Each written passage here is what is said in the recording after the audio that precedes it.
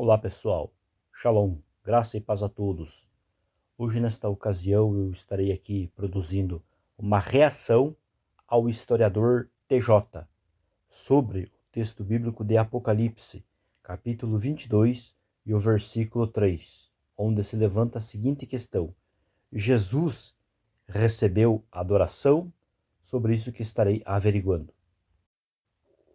Conforme vocês podem observar na descrição desta imagem, temos aí o desafio lançado e proposto pelo historiador TJ, que, baseado no texto bíblico de Apocalipse, capítulo 22, o versículo 3, ele levantou esta pergunta, ele levantou este desafio, dizendo assim: mostre-me Jesus recebendo latreia.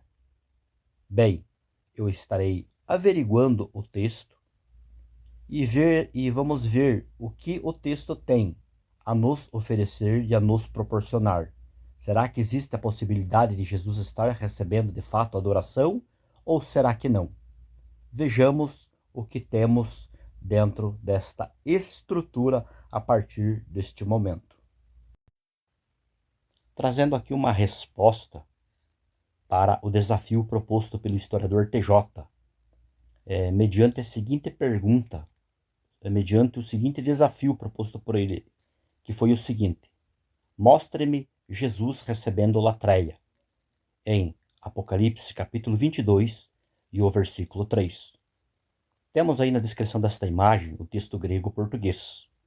Temos essa parte aí do texto que está sublinhada e colocada em destaque, a qual estarei logo mais trazendo algumas observações, do ponto de vista gramatical e sintático.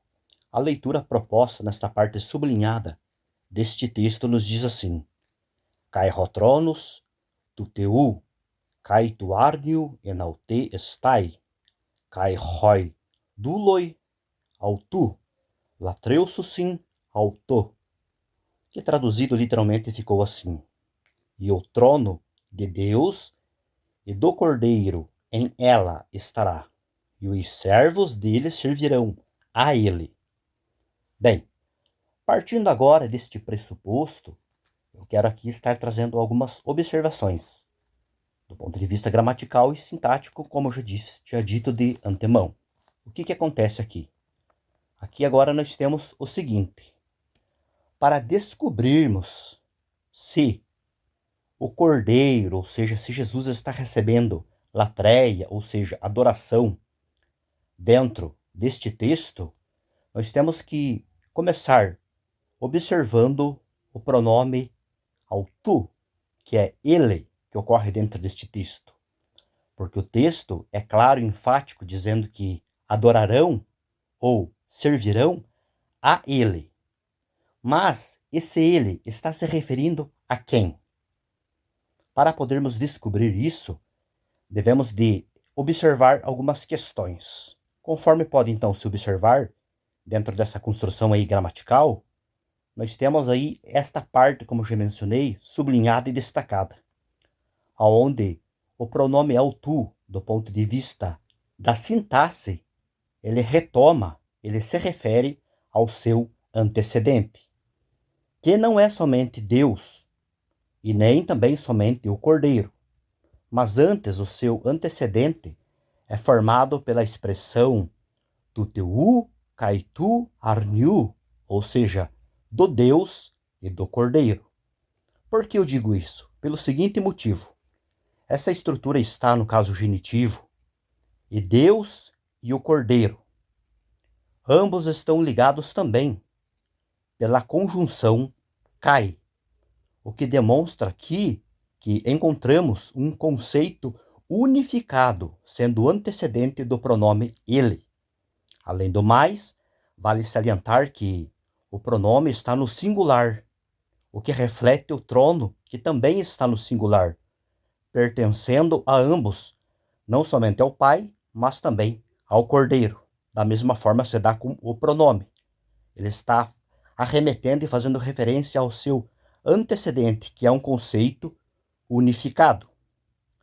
E vale aqui também salientar que, uma vez que este pronome está no singular e reflete o trono, que também está no singular, pertencendo a ambos, e passa também a indicar, dentro dessa ideia, dessa perspectiva gramatical e sintática, a soberania e a autoridade, que é destacada e compartilhada entre ambos. E sobre o antecedente, que é o conceito unificado, formado pela expressão do Deus e do Cordeiro, pode-se ainda se notar que dentro dessa estrutura sublinhada não temos pronomes repetidos ou preposições separadas para distinguir entre Deus e o Cordeiro. Antes mostra e segue que ambos formam um conceito unificado e estão incluídos também na mesma esfera de adoração.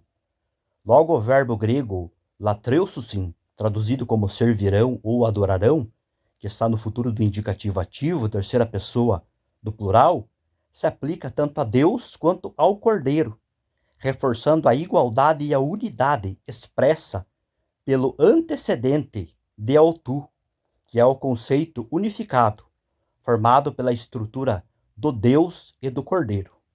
Então já ficou claro aqui, né, de forma bem objetiva, através dessas considerações e pontuações do ponto de vista gramatical e sintático, que o pronome ali está fazendo menção que os servos ali servirão e adorarão, né? Servirão ou adorarão, não somente Deus e nem somente o Cordeiro, mas tanto Deus quanto o Cordeiro, porque ambos estão ligados pela conjunção kai, ambos estão no genitivo e eles expressam ali, fazem menção de um conceito unificado. Então aí temos a conclusão final, mostrando que a adoração se aplica tanto a Deus quanto ao Cordeiro. E aí tem os motivos expressos. Primeiro motivo, o antecedente do pronome é a expressão, ou seja, a estrutura tuteu kai tuarnio, do Deus e do Cordeiro. Segundo motivo, ambos estão no genitivo e ligados pela conjunção kai. Terceiro motivo, logo o verbo latreususin, adorarão, se aplica aos dois, pelo fato de ambos formarem um conceito unificado. Então ficou claro aqui que tanto o Cordeiro quanto Deus recebem a adoração, né? Pelo fato que ambos são um conceito unificado e são aí o antecedente do pronome eu, tu, ele. Com isso aí que eu quero já concluir a minha fala e dizer que, infelizmente, o historiador TJ não conhece, né, ou estava desinformado dessas questões gramaticais. Então fica aqui a minha resposta, né, e essas observações referente ao questionamento feito por ele. Fico por aqui, Deus abençoe a todos, até um próximo vídeo.